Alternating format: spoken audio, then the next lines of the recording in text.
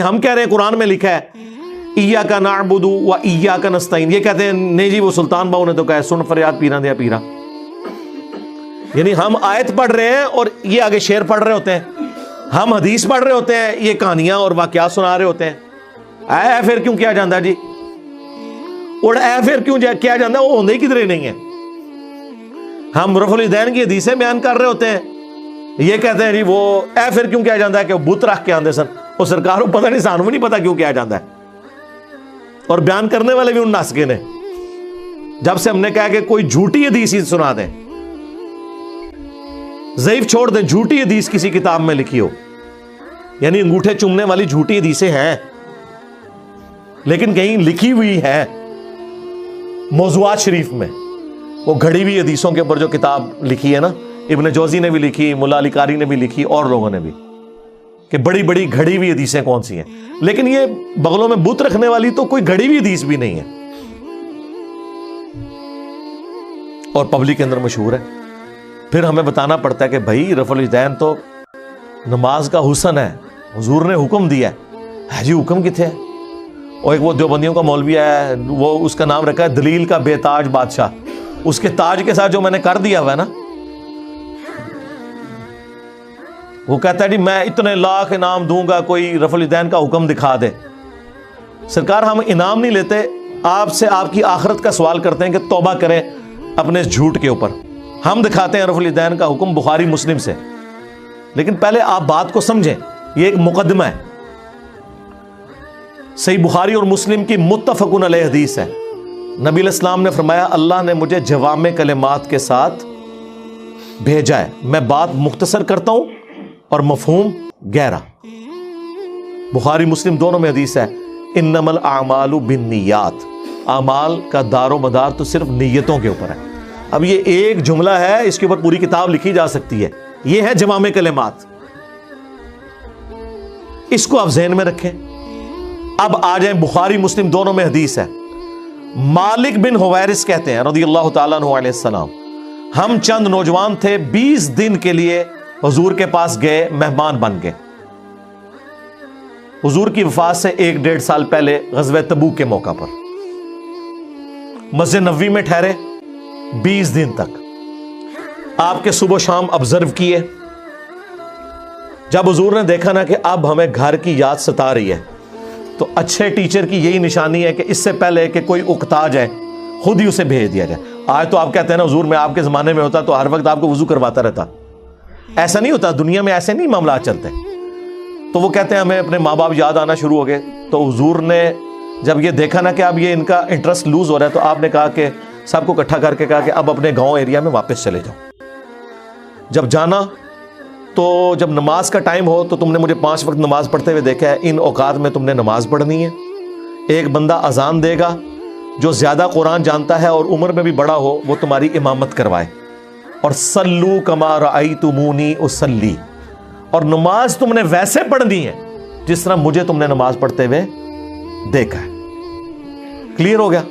یہ جملہ آپ کسی انٹرنیشنل عدالت میں بھی لے جائیں تو وہ آپ کے علماء کی جہالت کے اوپر ہنسیں گے کہ اس کے بعد رسول اللہ کو یہ کہنے کی ضرورت ہے کہ جب نماز شروع کرنا تو ہاتھ کانوں تک اٹھانا، جب رکوع میں جانا تو ہاتھ کانوں تک اٹھانا، جب رکوع سے سر اٹھانا تو ہاتھ کانوں تک اٹھانا، سبحان ربی العظیم رکوع میں پڑھنا، سبحان ربی الاعلیٰ سجدے میں پڑھنا، فجر کے 2 فرض پڑھنا، زور کے، یہ سارا کچھ آپ کو کہنے کی ضرورت ہے جو لوگ 20 دن سے حضور کو دیکھ رہے ہیں.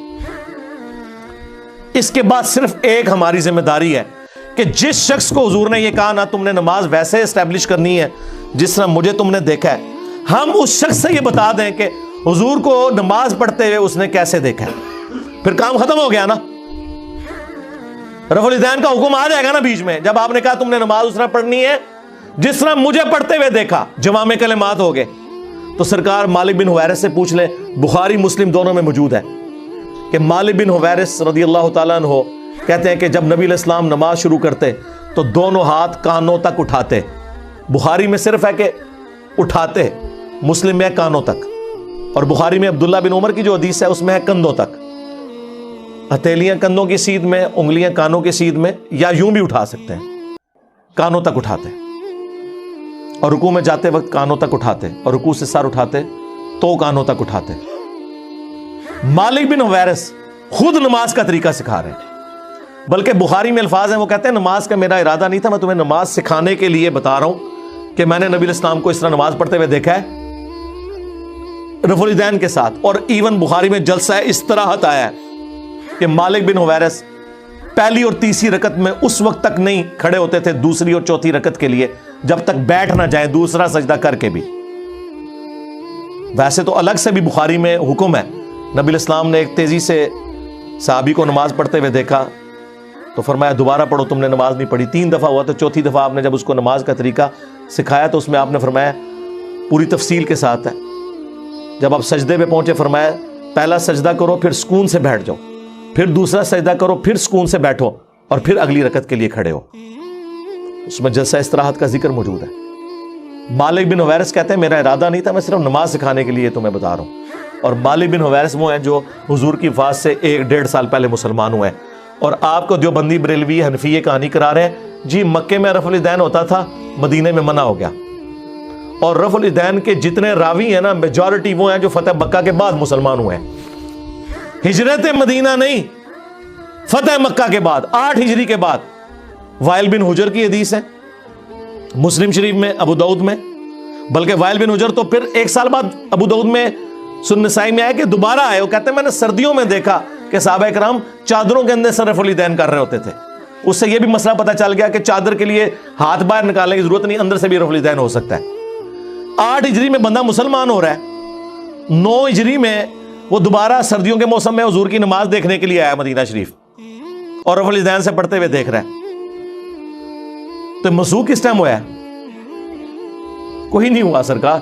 سنی اور شیعہ دونوں قائل ہیں رکوع میں جاتے وقت, رکوع سے اٹھتے وقت اور تیسری رکعت سے اٹھتے وقت رفع الیدین کرنے کے اوپر.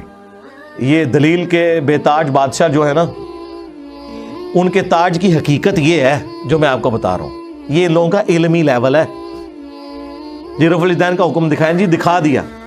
اب آپ کے پاس قیامت تک ٹائم ہے کہ آپ نے بتانا ہے کہ مالک بن حویرث نے یہ جو نعوذ باللہ غلط نماز سکھائی, کب انہوں نے توبہ کی یہ غلط نماز سکھانے سے, یہ ذرا آپ نے بتانا ہے. ابو حمید سعدی کی حدیث بخاری میں بھی ہے اور تفصیل کے ساتھ جامع ترمذی اور سنن نبی داؤد میں. 10 صحابہ کی موجودگی میں انہوں نے نماز کا طریقہ جب سکھایا تو باقی 10 لوگوں نے کہا کہ آپ تو بالکل اینڈ پہ مسلمان ہوئے ہیں. انہوں نے کہا کہ اس میں کوئی لڑائی جھگڑے والی بات نہیں, میں تمہارے سامنے نماز پڑھتا ہوں, اگر میں غلطی کروں مجھے بتا دینا. تو انہوں نے 10 صحابہ کی موجودگی میں نماز پڑھی.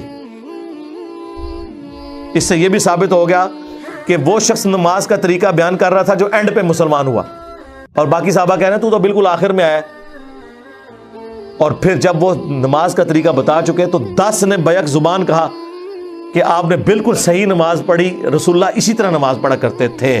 مراد یہ کہ حضور کی وفات کے بعد ذکر ہو رہا ہے, اور یہ ایٹ لیسٹ 30 سال بعد کا واقعہ حضور کی وفات کے. فوراً بعد بھی کوئی فرق نہیں پڑتا. 10 کے 10 کو غلطی, جس میں ابو قتادہ بھی شامل ہے سینئر اصحاب میں سے.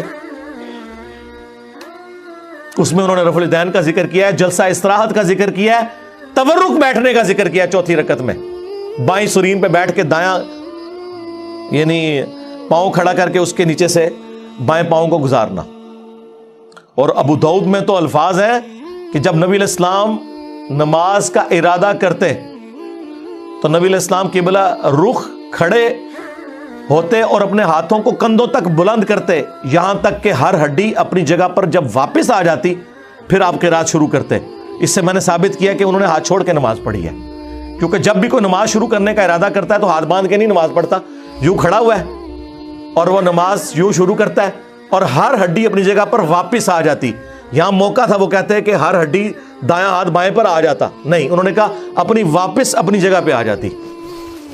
اس سے نبی علیہ السلام سے بھی ہاتھ چھوڑ کے نماز پڑھنا ثابت ہے. ویسے عبداللہ ابن زبیر کی الگ سے حدیث ہے المصنف ابن ابی شیبہ میں, باقاعدہ باب باندھا ہے امام ابن ابی شیبہ, امام بخاری مسلم کے استاد نے, کہ ان صحابہ اور تابعین کا بیان جو ہاتھ باندھ کے نماز پڑھتے تھے, جو ہاتھ چھوڑ کے. ہمارے نزدیک دونوں طریقے درست ہیں, ہاتھ باندھنا بھی ہاتھ چھوڑنا بھی. تو وہاں پہ پھر 11 صحابہ کی یہ گواہی ہوگی, 10 وہ اور 11واں جو سکھا رہا تھا. تسی 11ویں لی سرکار نو مندے ہو, اسی 11 سرکاراں نو مننے ہاں, اور ساڈی سرکاراں ہو جو صحابہ نے. جی رفع الیدین کا حکم دکھا دیں، جی دکھا دیا ہے، اور آپ رفع الیدین کا مذاق جو اڑاتے ہیں، اللہ سے ڈر جائیں۔ گھوڑوں کے دموں کے ساتھ اسے تشبیہ دیتے ہیں۔ کیا رسول اللہ پوری زندگی اس طریقے سے نماز پڑھتے رہے جس کو آپ نے بعد میں کہنا تھا یہ گھوڑوں کی دمیں ہیں؟ آپ خود سوچیں اغلن، کیونکہ میں نے تو ثابت کر دیا کہ حضور اپنی وفات سے 1 سال پہلے تک کر رہے ہیں۔ ویسے تو میں نے مسئلہ 70B میں ثابت کیا ہے کہ وفات تک، وہ کہتے ہیں وفات تک کا لفظ جی موجود ہے۔ جب حضور کی وفات کے بعد صحابہ کرام نماز کا طریقہ سکھا رہے ہیں تو وفات تک ہی ہوا نا، لاجیکل ہے۔ یہ تو نہیں کہ منسوخ شدہ طریقہ انہوں نے سکھانا تھا۔ باقی تفصیل وہ دیکھ لیں، 2.25 گھنٹے کا لیکچر ہے۔ ان کے 8 دھوکوں کے جو میں نے جواب دیے ہیں جی، بغلوں میں بت رکھ کے آتے تھے، ٹھیک ہے جی، گھوڑوں کی دموں والی روایت مسلم شریف سے آؤٹ آف کانٹیکسٹ، جابر بن سمرہ والی شریر گھوڑوں کی دمیں، وہ 4 روایتیں اکٹھی ہیں، اس میں باقاعدہ موجود ہے کہ وہ سلام پھیرتے وقت زانوں سے ہاتھوں کو اٹھاتے تھے۔ وہ کہتے ہیں نہیں، ایک روایت میں اس کے بغیر ذکر ہے۔ سرکاری حدیث ابو داؤد میں بھی ہے، سنن نسائی میں بھی ہے، باقاعدہ اس کے اوپر اماموں نے باب باندھے ہوئے ہیں کہ یہ حدیث کس سے متعلق ہے، آپ کے رد کے اوپر کہ سلام پھیرتے وقت۔ امام نووی نے بھی مسلم کے باب کے اوپر یہ لکھا ہوا ہے۔ اس سے بڑھ کر امام بخاری نے جز رفع الیدین میں لکھا ہے کہ جو گھوڑوں کی دموں والی حدیث رفع الیدین پہ لگاتے ہیں انہیں ڈرنا چاہیے کہ اللہ کا عذاب نہ ان پر آ جائے۔ سورہ نور کی آیت کوٹ کی کہ رسول اللہ کے ساتھ دشمنی کر رہے ہیں، یہ سنت کا مذاق اڑا رہے ہیں۔ اور جز رفع الیدین پہ جو میں نے ویڈیو ریکارڈ کرائی ہے، جو کچھ امام بخاری نے ان کی طبیعت صاف کی ہوئی ہے، وہ 70B مسئلہ آپ ضرور دیکھیں۔ رفع الیدین سے متعلق فرقہ وارانہ نظریات کا تحقیقی جائزہ، اس میں ان کے آپ کو جھوٹ پتہ چلیں گے کہ یہ جھوٹ کی بنیاد پہ کھڑے ہیں۔ اور ہم تو بڑے خوش ہوتے ہیں کوئی گھوڑوں کی دموں والی حدیث بتا دے، بت رکھنے والی جھوٹی بات خود گھڑی بھی بتا دے، ہم پھر کہتے ہیں آپ کو بتائیں گے۔ بلکہ اس سے بڑھ کر میں G10 میں رہتا تھا، یہ میں بات کر رہا ہوں 2008-9 کی، 8 سے آلموسٹ کوئی 14-15 سال پہلے۔ ہمارے قریبی دوست تھے، وہ کٹر بریلوی تھے، ہم بھی اس زمانے میں بریلوی تھے۔ میرے ساتھ وہ اعتکاف بیٹھے G10 کی مسجد میں، G10 4 میں۔ جب میں ریورٹ ہوا تو وہ بھی تحقیق میں پڑ گئے، وہ وہیں کے رہنے والے تھے۔ جب تحقیق میں پڑھے تو ہمارے گھر کے قریب ایک دیوبندیوں کی مسجد بھی تھے، کبھی ہم نماز وہاں پڑھتے رفع الیدین سے شروع کر دی، لیکن نماز میں آپ کو پتہ سب کے پیچھے پڑھتا ہوں۔ ایک نماز دیوبندیوں کے پیچھے پڑھتے تھے، فجر کی ہم اہل حدیث کے پیچھے پڑھتے تھے، مغرب عشاء کی کبھی بریلویوں کے پیچھے، کبھی دیوبند کے پیچھے۔ وہاں کے مفتی کو کھٹکا لگ گیا، اس نے کہا چلو یہ تو گمراہ ہوئے ہیں، یہ تو آؤٹ سائڈر ہیں۔ جو G10 کا رہنے والا ہے نا بندہ، جس کا اپنا ذاتی گھر تھا وہاں پہ جدی پشتی، جو ان کا دوست ہے، اس کو تو ہم قائل کریں۔ اس نے ایک کتابچہ دے دیا اسے رفع الیدین کے خلاف نا، کہ نماز کا حنفی طریقہ صحیح ہے۔ وہ کتابچہ میرے پاس لے کے آیا، میں نے کہا بہت اچھی بات ہے، مطلب وہ جب میں نے کتاب پڑھی تو میں تو خوشی سے پھولے نہ سماؤں۔ اس نے پہلی حدیث پتہ کیا لکھی ہوئی؟ کانوں تک ہاتھ اٹھانے کا ثبوت، تو کانوں تک تو ہم بھی اٹھاتے ہیں الحمدللہ، لیکن حدیث لکھی مالک بن حویرث والی مسلم شریف سے، اور حدیث لکھی کہ مالک بن حویرث کہتے ہیں کہ میں نے نبی علیہ السلام کو دیکھا کہ جب نماز شروع کرتے تو دونوں ہاتھ کانوں تک اٹھاتے۔ میرا دل کرے میں تو لڈیاں پاواں، ہاں میں کہ ایتھے ہی رک جا کے تو کتاب ٹرنی نہیں۔ یہ حدیث میں نے کہا میں اوریجنل نہ دیوبند اور بریلویوں کی کتاب مسلم شریف جو ترجمے کے ساتھ ہے اس میں سے تجھے دکھاؤں گا، اور تو نے خود رفع الیدین شروع کر دینا ہے۔ کہتا کیسے؟ میں نے کہا یہ دیکھ، انہوں نے آدھی حدیث لکھی ہوئی ہے، اس کے آگے لکھا ہوا ہے جب رکوع میں جانے لگتے تو کانوں تک ہاتھ اٹھاتے، اور جب رکوع سے سر اٹھاتے تو کانوں تک ہاتھ اٹھاتے۔ یہ مالک بن حویرث بھی تو ہماری پوری نماز کا طریقہ ہے، صلو کما رأیتمونی اصلی، ہمیں اور کیا چاہیے؟ اچھا وہ کتابچہ لے کے نا وہ دیوبند کے مفتی کے پاس پہنچ گیا۔ یہ ان مفتیوں کا، یہ دلیل کے جو بے تاج بادشاہوں کا علمی لیول یہ ہوتا ہے۔ وہ جب وہاں پہ پہنچا نا، اس نے کہا یہ آپ نے جو حدیث لکھی ہے یہ آپ نے مسلم شریف سے پڑھی ہے؟ اس نے کہا یہ تو بہت بڑے عالم دین کی کتاب ہے، یقیناً یہ لکھا ہوگا۔ انہوں نے کہا لکھا تو ضرور ہے، لیکن صرف اتنا نہیں لکھا ہوا، اس کے آگے تو کچھ اور بھی لکھا ہوا ہے۔ اس نے کہا یہ ہو نہیں سکتا۔ انہوں نے کہا یہ دیکھو مسلم شریف میں لکھا ہوا ہے کہ جب نماز شروع کرتے تو کانوں تک ہاتھ اٹھاتے، اور جب رکوع میں جانے لگتے تو کانوں تک ہاتھ اٹھاتے، اور جب رکوع سے سر اٹھاتے تو کانوں تک ہاتھ اٹھاتے۔ تو یہ اس نے آدھی حدیث کیوں لکھی ہے؟ اس کے بعد کوئی گنجائش رہ گئی تھی؟ لیکن جب اللہ تعالیٰ ختم اللہ علی قلوبہم وعلی سمعہم وعلی ابصارہم غشاوہ، دلوں پر، آنکھوں پر، کانوں پر مور لگ جائے، جو سورۃ البقرہ میں آیا اور سورۃ الانعام میں آیا کہ ہم ان کے دلوں کو اور آنکھوں کو حق قبول کرنے سے پھیر دیں گے، جیسا کہ پہلی دفعہ جب ان پہ حق کھلا تھا نا تو انہوں نے حق سے اناد کیا تھا، اب ہم ان کے اوپر مورے لگا دیں گے۔ وَلَوْ أَنَّنَا نَزَّلْنَا إِلَيْهِمُ الْمَلَائِكَةَ، اور یہ اب ایسی گمراہی میں پڑ جائیں گے اگر آسمان سے فرشتے ان کے سامنے نازل ہوں اور مردے قبروں سے نکل کے انہیں یہ بتائیں نا کہ آخرت ہونے والی ہے اور قیامت کا تمام منظر ان کی آنکھوں کے سامنے آ جائے، تب بھی یہ ایمان نہیں لے کے آئیں گے، کیونکہ اللہ نے مور لگا دی ہے۔ اور یہی ہوا اس کے ساتھ۔ وہ کہتا ہے کہ جی ہم نے یہ آدھی حدیث اس لیے لکھی ہے کہ یہ ہماری دلیل تھی۔ انہیں کہا یار حدیث تے پوری دلیل ہوندی ہے، آدھی تے نہیں، یہ تو علماء یہود والا کام کیا ہے۔ افتؤمنون ببعض الکتاب وتکفرون ببعض، کتاب کے کچھ حصے کو مانتے ہو، کچھ کو چھوڑتے ہو، اور پھر اللہ نے کہا اس کی سزا ہے کہ دنیا میں بھی ذلت ہے اور آخرت کا بڑا عذاب تمہارا انتظار کر رہا ہے۔ اور دنیا میں دیکھ لیں میرے ہاتھوں ان کی کیا ذلت ہوئی ہے۔ انہوں نے پچھلے 1000 سال میں جتنی عزت کمائی تھی نا، پچھلے 10-12 سال میں اس سے زیادہ ذلت کما چکے میں۔ میرا ایک نعرہ ان کو لے جاتا ہے کہ میرے نبی سا ہے ہی کوئی نہیں، تیرے بابے تھے شے ہی کوئی نہیں۔ دیکھ لیں ذلت کمائی ہے انہوں نے۔ تو وہ اس کا بھی دفاع کر رہا ہے، وہ کہہ رہا ہے جی ہم نے بس اتنا ہی لکھنا تھا جو ہمیں دلیل چاہیے، کیونکہ ہم نے یہ ثابت کرنا ہے کہ کانوں تک ہاتھ اٹھانے ہیں۔ انہوں نے کہا جس جگہ سے ثابت کر رہے ہو ادھر سے تو پوری بات لوگے۔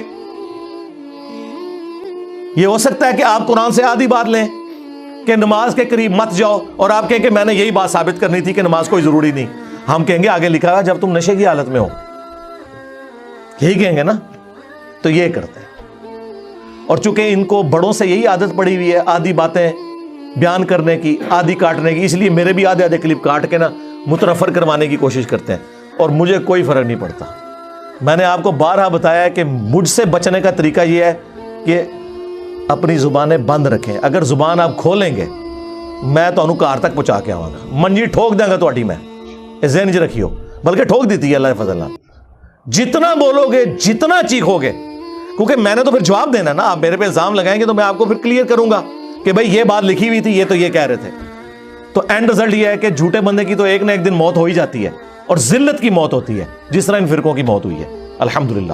صلو علی محمد وآل محمد، اللہم صلی علی محمد وعلی آل محمد واصحاب محمد وازواج محمد وامت محمد اجمعین الی یوم الدین۔